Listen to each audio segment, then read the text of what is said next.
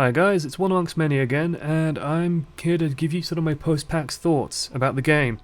This is going to be similar to the old one, but we're going to cover different topics and a few of the things that I couldn't cover before. Now, my Zarya and McCree analysis videos are up, and also I'm pronouncing Zarya wrong. It should be like Zarya.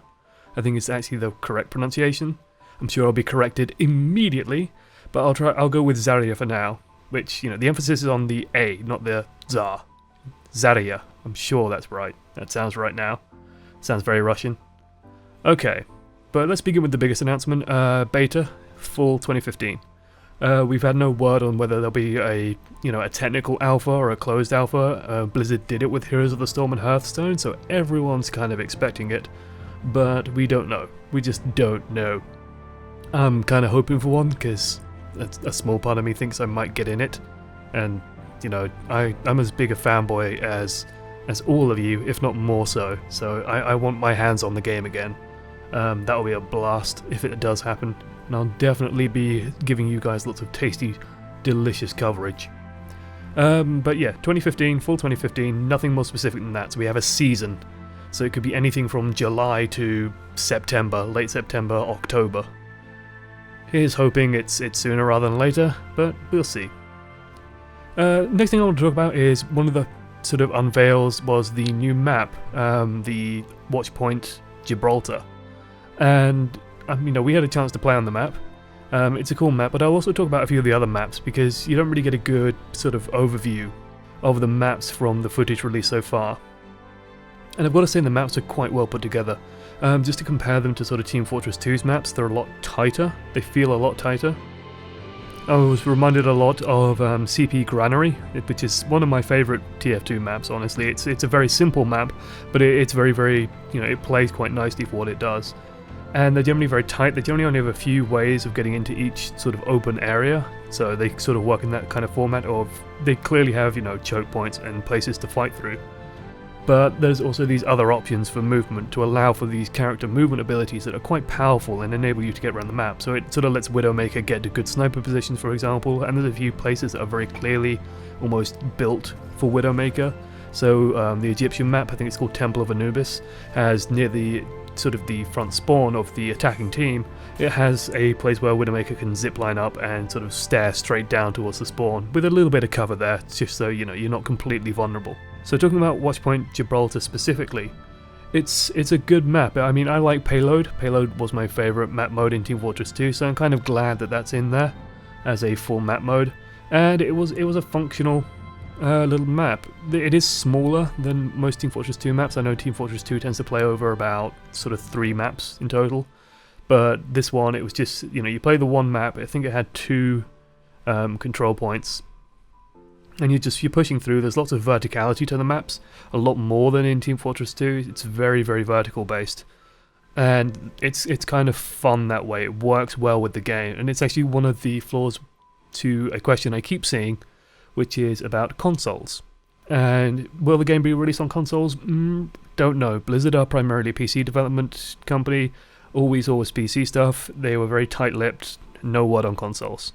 They did release Diablo 3 on consoles, and apparently that works very well, but will Overwatch work? I don't know. Because the map is so vertical, and controllers don't tend to deal with that very well, so there's a lot of movement in height and height adjustment. I don't see it happening, or at least not immediately. It might eventually come for Xbox and PS4, but I don't see it happening anytime soon. Especially not on release. I wouldn't hold my breath if I were you guys. Of the older 3 maps, my favourite had to be King's Row.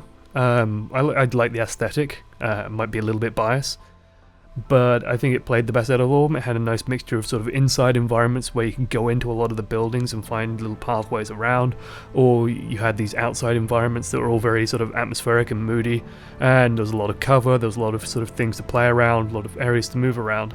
All the maps are gloriously detailed, by the way. I'm really impressed by how much had gone into them already. A lot of them had physics objects. I remember watching Jesse Cox, for example, break an entire arcade thing in the Japanese map Hanamura, and I had fun kicking it. Oh, I can hear the police. Maybe you guys can too. Whoop whoop. Anyway, I'm distracted by noises outside. But yeah, where was I? There we go. I remember finding like a lamp that you could sort of knock around. It had physics on it, so I was just like punting that all over the place during, you know, the spawn time. And I gotta say that's kind of one of the big flaws of the game, is you do have this 2-minute setup time at the start of each match, so defenders can set up, and that felt a little bit long. You're just kind of messing around waiting, not doing much. I hope they put something in to sort of address that. I understand that defenders need to set up, that's kind of important, but they might not need 2 minutes. The only character that kind of needs that time is Torbjorn, and I don't know, just give him infinite scrap or something. Just make it so I don't have to wait 2 minutes to start playing the game, because that kind of felt long. Otherwise the maps didn't play for long. Like, that's kind of an interesting thing. The maps, it feels very quick. It has that very kind of Hearthstone or Heroes of the Storm element, or yeah, Hearthstone or Heroes of the Storm are the best analogies for this. That kind of jump in, jump out, where you could play a game very quickly and just, you know, on your lunch break even, if you dare install it at work, and you could just play a game, you know, before going and doing something else. And it didn't take long to sort of get into a match. I mean, the interface that we had was literally like a screen. I think it's the same at BlizzCon, it's probably the same at PAX, where you just enter a name and then you're thrown into the game. But it's very much built on jump in, jump out. Just talking about systems, let's see. Big questions on systems. So, let's talk about servers first and community content. Blizzard said that they want their own servers. So probably no community servers, at least for a little while. They're still not entirely sure if they want no community servers, primarily Blizzard servers, or just Blizzard servers. And what they said was, you know, it's Blizzard, they run World of Warcraft, they run Diablo, they run StarCraft, they're used to managing a large server load, and my brain immediately thought, well, you know, Warlords of Draenor had a rocky start, Diablo 3 had a really rocky start, StarCraft 2, Battle.net can go up and down every now and then. It's... I wasn't like completely filled with assurance when they said that they're going to be managing the servers on their own. I think they can do it, I hope they don't underestimate again, because Blizzard have done that time after time after time, and I think it could really hurt Overwatch if the game had a rough launch, and where the servers weren't quite working, and that could just be really frustrating, and I don't think the game deserves that. And I know that, you know, if Blizzard listened to my ramblings for a second time, I know that no one goes into it planning that, oh yeah, no, our server's going to be shit for the first few weeks. No, they're going to plan around it, but don't underestimate it. Like, really don't, because nothing could hurt the game more. You've got a good game on your hands, and please don't mess up with handling the servers if you are going to handle them. Make sure it's ironclad, make sure overspend on it for all I care. Just don't screw that up, because nothing could kill the game in its early days faster. Other important concerns, let's see. Someone jokingly asked, and it's one of the most popular questions on the Reddit, what does the main menu look like? Well, we didn't really get to see it. We saw a glance of something like a main menu. It was just like an interface screen while they were sorting out some stuff for the show match, and it just had like the characters' models in the background. It looked quite slick, it looked quite nice, honestly. I don't know why they didn't show us more of that stuff. But that stuff is getting iterated non-stop, no doubt, internally. I mean, Heroes of the Storm today recently got announced that, you know, it's getting another interface overhaul. So Blizzard aren't afraid to, you know, keep interface just changing and changing and changing and getting it right, because God knows Heroes of the Storm needs it. Let's see. Oh, the great debate. Field of view. Yeah, this was a tricky question, and one I didn't quite want to handle before the PAX announcements. Primarily because I didn't know if this was new information or not, but yeah, field of view is going to be locked. And this caused some uproar in the community. My God, when that was revealed. Yeah, the field of view debate, I'm gonna say, like, I wish it was an option, but the field of view they have is fine. The big problem with field of view, and this is why people like Total Biscuit, for example, like to harp on about it, because a lot of modern console, well, not so much modern anymore, but a lot of console FPSs were converted to PC, and they didn't come with a field of view slider. And on a console, you're generally going to get about 60 frames. Look, 60 frames? You're not going to get 60 frames on a console. Ha! Oh, if only. No, you're going to get about 60 field of view. And that's mostly because the console is, you know, it's playing on a widescreen TV, and you're generally sat quite far back from it. So the 60 kind of looks right, it looks natural, and it works. It's a very narrow field of view compared to what you're getting on a PC, where you're sat much closer to the screen, and it feels a lot more natural to have that wider viewpoint. Now, The reason they gave us was that they wanted everyone to kind of see the same thing, so what they don't want is just someone to go into the game and then just turn off all the graphics, turn up the field of view so you've got a big fisheye lens kind of effect going, turn off the weapon models, so on, so on, so on, and just change how the game looks completely and have an advantage over someone who doesn't do that. Now, my argument against that is, one, like, a bad player with a huge field of view and no weapon model and no graphics is still going to lose to a good player, 99.9% of the time. I think the difference that field of view makes to an average player is actually going to be quite small. So I don't quite sort of follow their logic that, you know, somehow people are going to get an inherent advantage, because I don't think it's as big a deal as people make it sound.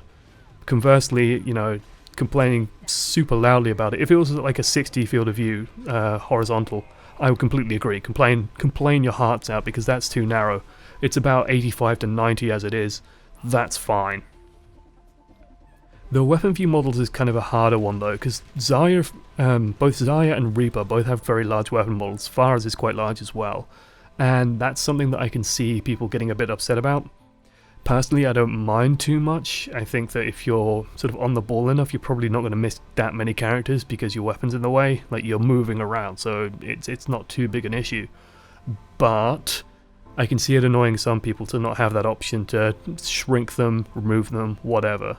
I know that Jeff Kaplan said that they're going to keep an eye on it, so if Zarya, for example, does have problems seeing people to the right of her because her gun is so huge, they'll definitely look at it. But I would think that they could dodge the problem entirely by just, you know, giving these options. I don't think it's that big a deal. Some people apparently do. You're well within your right to. If this is make or break for you, then it's make or break for you. I don't think I can persuade you otherwise. But I think for most people, it's not really going to matter that much. And I think I've just about addressed everything on the great field of view debate. Oh, one thing I keep forgetting about, and it's really important. Bastion's ultimate has changed. They didn't actually mention this at PAX, but it's kind of a cool thing that they've done with him. His original ultimate was a remote mine. I think I'll slot this in with some footage of Bastion's gameplay trailer so you can see the remote mine in effect. And what they said was this is kind of a boring ultimate, and I kind of agree. It gives Bastion more zone denial, and he doesn't need more zone denial. Bastion is pure zone denial. And it's also got no counterplay to it really. You just hit it and die. So it's kind of boring. And they apparently the word I've heard is that, you know, they knew this going into BlizzCon, that wasn't going to stay around because it's just kind of a stopgap, but they didn't have anything better, so they put it in. And then it comes to this, and they've announced the change, and Bastion transforms, and that's cool because that fits the character. He's, you know, all about the reconfiguration, but now he transforms into a little tank, and it's a great little tank. It's a beautiful little tank. I love the little tank. It's kind of cool. He gets a lot of mobility from it because, as you can imagine, he can't really move around otherwise, and he gets a big cannon that he can shoot people with. It's a tiny little tank as well. It's actually it's a lot smaller than you'd think. So it's like a little remote controlled tank that you drive around, but it is actually Bastion, and you blow the hell out of people with it. Now the comment I would make about it is that it does a lot of damage, but you lose the frontal shield. So you actually lose a lot of tankiness, ironically, when becoming a tank. But it is effective. It's a lot more interesting than the remote mine is, and it's something that Bastion can kind of use situationally, I think. So if you feel like you're going down, instead of reconfiguring to, you know, run around, you instead reconfigure into a tank and drive away, killing everyone. And that's a lot more interesting. So yeah, that's the Bastion change. Let's see, other in-game systems that are kind of cool. The scoring system. I notice the scoreboard, when you press tab and you bring it up, it's quite nicely laid out. You can see everyone's scores, and you get points. It's a points-based score system. So you won't see sort of kill deaths, assists in the sort of the main screen. You'll just see points ranking everyone. Now the exact value of those points I don't know, but I do know that I managed to top the board once extremely convincingly once as Mercy. So you definitely get points for healing, you definitely get points for damage buffing and assists. You do get feedback on your own kills and deaths and assists, and some useful statistics as well. So when you press tab down near the bottom, Similar to Team Fortress 2, it has, you know, your headshots. It has, I think it's for like Widowmaker, for example, it has how many headshots you've got while sniping. It might have something like how much damage you've done in the round, how many kills you've had, how many assists. I think it has a few fun sort of stats in there as well. It might have something like Widow Mine damage, for example. So, you know, you do get all that kind of feedback in there, so it's not completely hidden from you, which is good, because that will drive me insane. I like to see how many people I've killed. That's nice to know. Get a sort of an idea of how I'm doing in a more numerical fashion than just a kind of very arbitrary number. Also, a cool in-game system. Towards the end of the game, you get the play of the game, or the play of the match sort of camera view. So when everyone's winding down, the game's over, you get a picture of the enemy team, and then you get this play of the match thing, and it just shows you, you know, what the game's algorithms consider the best play of the match. Now, whether that's based on damage or impact of the game by some weird metrics, I don't know, but it's kind of fun to watch. It's just something to watch while we wound down. Another in-game system people keep asking about is communications. We didn't know. We had some very, very comfortable SteelSeries headsets. They were quite nice to wear. And we were just talking, we were sort of all sat next to each other so we could turn and talk to the person next to us if we wanted to strategize, but we had no internal voice communication. On the subject of voice communication, it would be nice if it's in there. Although historically I do know that internal sort of in-game voice communication has never really been done well. I think it would be nice if Blizzard are sort of, you know, the ones who rock the boat.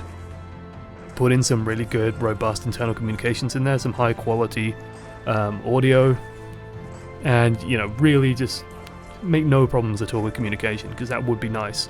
I'm aware you also probably don't want in your game, you know, screaming 12-year-olds calling you all sorts of various hilarious things, but you also want to be able to communicate with your team, especially in Overwatch. I've been emphasizing team play to a lot of people because it's a really big friggin' deal, and it's gonna make or break the game. So if Zarya has her ult up, you know, you're gonna want to know, and you're gonna want to save your pulse bomb if you're Tracer, or you're gonna want to save your rocket barrage. It's so big and important to actually be able to communicate these things that it would be nice to do. Oh yeah, that actually reminds me as well, communicating to the enemy team. So, and I mean this in terms of like, this ultimate's happening, that's something they've done a really good job on. When someone fires an ultimate off, there's generally an audio cue associated with it. So for example, McCree's ultimate, where he sort of starts slowly walking forward and locking onto people, you hear the, you know, the woo woo sort of audio effect, and you'll hear him say like, you know, ha noon. That's my American accent for you. And you'll get very clear audio cues when stuff's happening. I think Mercy has an audio cue on her ultimate, for example. I think Zenyatta might as well, when he says step into the iris. You can hear that sort of getting broadcast, so it's very, very clear when it happens. Future heroes. So I asked Metzen, you know, where we see villains, because Metzen liked to talk about his heroes. And Metzen gave me a big fat yes. So yay, hopefully we'll have some more villains in the roster soon. Also, we saw a really interesting not whiteboard, like a corkboard with lots of characters pinned onto it, and it's like Blizzard's internal tracking system for heroes.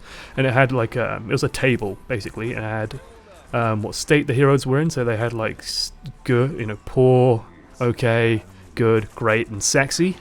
And sexy, I think, was their category for like if it's, you know, if it's appealing to look at and sort of cool to look at. And I think one of the devs was posted on there as well. He was a very handsome man. And then there are various categories sort of such as, you know, audio effects, voice acting, you know, animations, all that sort of stuff. And you can see all the characters on there. But what was interesting was there was a lot of white pieces of paper, so turned around bits of paper on that corkboard. A huge number of them, like really quite a lot of them. So it's probably not too surprising to anyone who's kind of logicking this out, but Blizzard definitely have a lot of heroes that they're playing around with internally. Now, whether we get to see all of those, I kind of hope so. I mean, to me, they have an official poster, right? And there's a shitload of characters on that aren't in the game. Guys, you know, these seem like obvious choices, and seeing McCree sort of appear, or Joel as he was known beforehand, and not anymore, although one thinks he might have a secret alias, Joel, or McCree, kind of popped up, and kind of verifies that, hey, you know, these characters are probably going to come in good time. But I think that mostly they just want, you know, us. I think I can imagine them releasing the game, or at least releasing alpha or beta, with about 15, 16 heroes in it. So we might learn about one or two more, or we might learn about one or two more when the alpha hits, and that would be kind of nice. There's still a few gaps in the roster. I think there's McCree definitely fills one, because McCree fills the, I call it, direct assault role. Currently all the other assaults have all these fancy movement abilities, so Reaper can teleport, Tracer can blink around, Pharah can fly, and Hanzo can climb walls. And McCree can't do any of that. McCree moves quite slowly, so he's sort of stuck on the ground and stuck with the team, stuck following traditional routes. And this makes him very, very different. It makes him very conventional in how he gets around, and so he's forced to play with the team. And he feels that kind of role of direct attacking. And that's kind of nice. We kind of needed that. I wouldn't be surprised if we saw some more sort of grenade-based area denial or temporary area denial. So, you know, some sort of grenadier, or I think, like, my thoughts on the big fat guy, for example, and I'm getting a lot into speculation here, and I try and avoid doing that, but hey. So the big fat guy with the gas mask, I imagine him being some sort of like chemical weapons kind of guy and throwing down these chemical areas that, you know, are hard to move in, sort of like the Spitter in Left 4 Dead 2. You know, something like that, where he's denying zones for a temporary basis and, you know, or putting dots on people. One thing I see people discussing a lot as well is payment. So we had no word on payment, they don't know. I imagine they have their own internal ideas, but what I will say, and I'll happily go on record saying this, and a few people have been quoting me about it, that they really shouldn't make people pay for heroes, and I really have to emphasize this. If that happens, it can break the game, and you will definitely be able to call the game pay to win, in a way that, you know, I've had people call League of Legends, for example, pay to win, because you can pay to unlock heroes. But in League of Legends, you know, there's going to be alternatives, there's going to be options. You probably, especially by the time you hit rank 30, you're going to have a few heroes in every role that you can play quite happily. Even if a few get banned, you're still going to have options.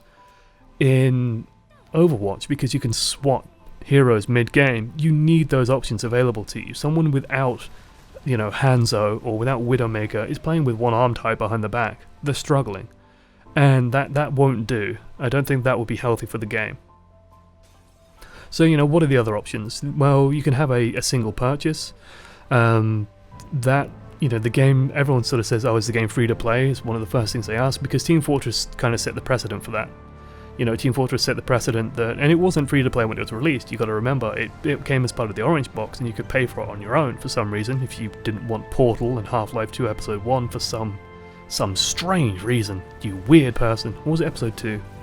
It was a while ago.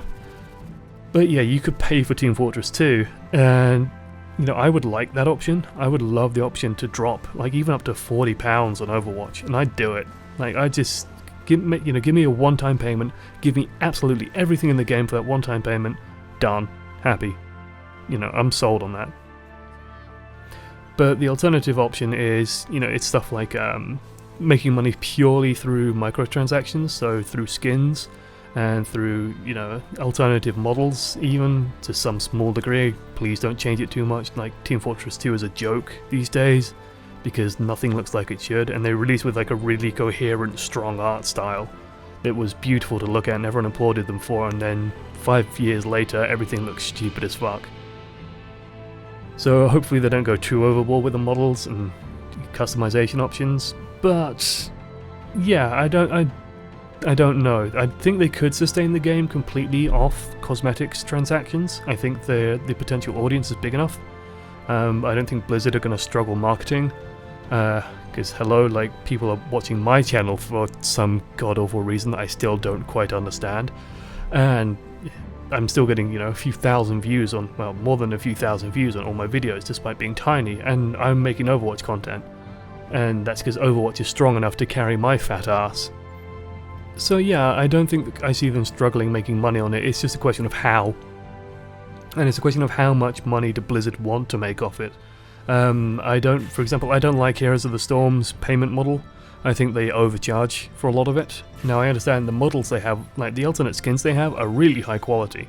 Really high quality, more high quality than Riot's, and Riot have been putting a lot of good work into their sort of custom skins and stuff. So I can understand why those are expensive, but buying the heroes themselves, they're quite expensive.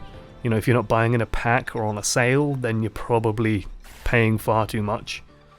So I hope that, you know, Blizzard don't go over the top on payment, and I'm aware that everyone kind of hopes that because no one wants to be ripped off, but there you go. That's my thoughts on payment. Oh, and the final model they could go for is subscription, which would be evil, not gonna lie. Like, if they even just charge, for me it'll be like £5 a month, for example, or like $6.99, I'd say that was around. I think that converts about right. So let's say it's $7 a month. Would people pay that, for example? I'd probably pay it, but I don't like the idea of subscribing to a game like this. I think it just doesn't sit right with me. And they could do it, I think they could do it and get away with it, but I think it would continue to burn away at that goodwill that Blizzard have sort of steadily been eroding, especially with Heroes of the Storm, that, you know, it costs so much, and Hearthstone as well, for example. The packs aren't that expensive in Hearthstone, but you still need to, you know, there's a feeling of obligation to buy them almost because you unlock things so slowly, and there's so many cards these days that are so essential to so many good decks that you kind of have to buy them. So that's payment kind of talk to death, and that's mostly speculation as well. Lol. The show match, they didn't show it at PAX, and I'm kind of sad about that. So let's talk about the show match, because that was a really interesting demonstration of skill, but I want to talk about one specific moment where the defending team, I believe, they picked 2 Winstons into I think a team with McCree and like Farah and Tracer. So 2 Winstons into these very kind of high damage, high burst assaults. And the Winstons, basically, they ran in and died because, you know, all this assault damage just killed them all. And even the people doing the commentary were saying at the time, that's kind of a mistake. You know, Winston isn't good in this situation. Winston's good for protracted sieges, not for stemming the flow of these really powerful assault characters. And you could really tell, like, the cart just didn't stop moving. They were playing on Watchpoint Gibraltar, and the cart just kept going and going and going and going because they couldn't stop it with this team that they built. And that's when I kind of really understood how important the strategic side of the game was going to be. And I was hoping that everyone would kind of get to see that, and I could show you the footage of it and like let everyone see, hey, this is an example of a strategic mistake and how it affects the game, where they're dying not because they're technically worse players, but they're dying because they've been, you know, they made a mistake in a choice. And that's really important to me for competitive games. Like, people are talking about the game in a competitive sense, and to me, what defines a competitive game is ways for good players and good teams to differentiate themselves. That's kind of the really important thing, that's the really important difference. And that's what makes a competitive game competitive. Like StarCraft and StarCraft 2 are really good examples of this, where lots and lots of small decisions can add up in a pro match, and the better player will usually win. You know, there's very few sort of RNG kind of situations, and sometimes you can, you know, pick the wrong build and just blindly do something stupid, but there's generally decisions you can make to sort of soften the blow. So usually you'll see the better player win. You know, there's so many decisions and so many choices that the person consistently making better ones is going to be the victor, and the same should be true for Overwatch. Everything I've seen, there's no luck involved. Everything is kind of shaping up nicely to be a very strong competitive game where you're going to get rewarded for first-person shooter skill, but you're also going to get rewarded for tactical choice, and that can make things very, very exciting. You know, especially if someone does make a mistake and pick the wrong hero in the wrong situation, and hopefully it's not going to be a binary list. Like, I know Day 9 used to be going insane when StarCraft 2 beta came out and everyone kept using the word counter. And basically the counter became almost mimetic in its use talking about StarCraft 2. So, oh, this counters this counters this. So if someone's building, I don't know, some sort of mechanized unit, the counter is to build lots and lots of Marauders. And Day 9 was trying to explain, no, the thing they do is that, you know, you scout them doing that so you find a smooth transition into Marauders and you incorporate that in part of your long-term plan. So, you know they're going down this path, so you find a way to incorporate Marauders into your build and make a nice healthy build. It's not like a binary, he's building this, so I'll build this. And I hope the same is true for Overwatch, where, you know, if they're playing Tracer, the answer isn't to play Zarya. The answer is instead to have all these different options, or to change your playstyle slightly. So there's a few different ways of addressing it, and a few different choices to be made in how you address it. And finally, in closing, I just want to point out that there's now the sort of NDA has breached, there's a lot of other YouTubers out there who were there and who've released their thoughts. I'm going to post some links sort of on the screen in annotations, and I know annotations are kind of fiddly, but I know that, for example, Germa posted some stuff, a Team Fortress 2 YouTuber and sort of player. Sips has posted up his very lengthy video in a discussion with Terps, who wasn't at the event, so you kind of get the back and forth from someone who's interested in the game and asking Sips questions, and Sips then explaining what's going on. That video is quite fun to watch. We have Star's opinion. Star's video is actually really good to watch because he focuses a lot on movement and the movement aspects of the game. That's really, really key in how the game plays and how the game feels. I really recommend going and checking that video out, so follow the link to Star's channel. It's somewhere. I've definitely put it somewhere. And we have Banny as well. Banny is he's a competitive Team Fortress 2 player, so he was also coming at it from quite a different angle. So go watch his video. He's here. Insert link here. And his video is kind of interesting to watch because he is coming from a different place than most of us are. While I'm not a slouch myself, I do get quite competitive when I play games. I'm still not of that level where I'm just completely tearing a game apart and looking for every small advantage. I will sacrifice some advantages for fun, for example. So I am that kind of person who will do that. Level Cap has got some videos out, so go check those out. Level Cap is kind of a big inspiration, I think, for where my channel's going. So he's released some footage. There's another great video out there by someone called Ziggy D Gaming, who's Australian, and he has the most sort of satisfying voice in the world to listen to, so his content seems very similar to mine as well, so I'll link you to a potential rival. But yeah, get his thoughts and opinions as well, because they seem to line up with my own, so it's nice to have that verification, not gonna lie. I think that covers just about everyone whose thoughts I've seen myself. I'm sure there's a few more people out there. I know that there was some German guys at the event and some French guys at the event. So if you speak those languages, then I'm sure you can find some stuff. They were great guys. They seem to be having a great time. But yeah, just keep an eye out, and I'll keep an eye out as well and try and keep amending the description, and amending the annotation so you can have all the coverage that you want, because I'm just like you guys, okay? Even though I was there, I'm still soaking up everyone else's opinions because I want to hear what people think who are different than me. I think that, for example, Star's video, came from a completely different angle than I did, where he gets so in depth about the movement. It's fantastic, and it really highlights some of the differences as well between Team Fortress 2 and Overwatch, and that's a perspective that I can't give you, so I really recommend getting that one. Otherwise, yep, I'm one amongst many. This is another half an hour ramble about a load of bullshit from Overwatch. I intend absolutely fully, to continue any and all coverage on Overwatch. I'll be wrapping up all my other series probably, and then doing some different work on a more analytical approach to gaming, because I think that's my strength. So, thanks for watching. Like, subscribe if you're going to. There's no obligation here.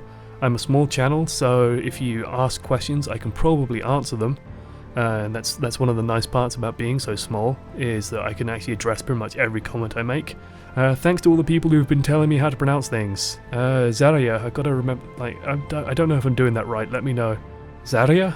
I've listened to it on Google Translate, but it's a robot voice, so that's a little bit different. If you can link me to a Russian person saying Zarya, that would be nice. I think I'm doing it right. I'm paranoid about it now. I should just call her Alexandra.